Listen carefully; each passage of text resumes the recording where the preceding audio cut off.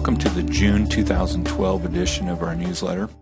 This month, like most months, was very typical in its unpredictability. At the beginning of June, Europe once again became the focal issue, and things looked pretty bleak. Plus, our economic indicators continued to show weakness, and yet the market was up over 4% for the month. It wasn't a strong enough rebound to wipe out the losses in the second quarter, as the overall market was still negative by about 2% for the quarter.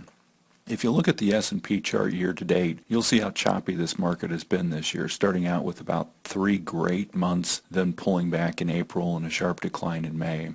Our equity model was completely out by May 21st, so we missed the worst of the market sell-off at the end of May and 1st of June. We did go back into the market with a little over half our maximum equity allocation and remained at that level until the end of the month of June. There are two factors contributing to this rebound. First, the market was almost pricing in a complete failure of the European Union, and with it, many of the European banks. By electing to add liquidity to the banks, they effectively eliminated the short-term risk that there would be a collapse due to liquidity. With that out of the picture, a revaluation needed to be done.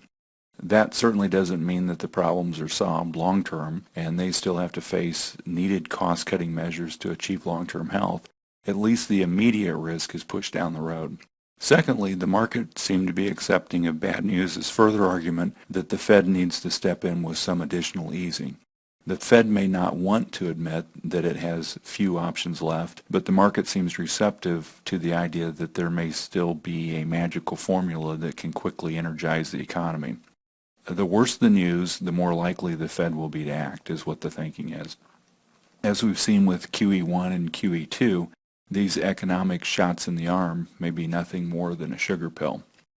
We'll continue to let the price of the market dictate how we will deploy allocations. We'll be ready for either upping the amount in equities or pulling back if this turnaround does not continue to materialize, which I hope that it does. We'll see a lot of earnings reports out in July, so we'll get a better grasp of how our corporations are progressing through this weaker economy. So we'll see what happens. Thanks for listening. Feel free to forward this message on to friends or family that you think might benefit from it, and I'll talk to you next month.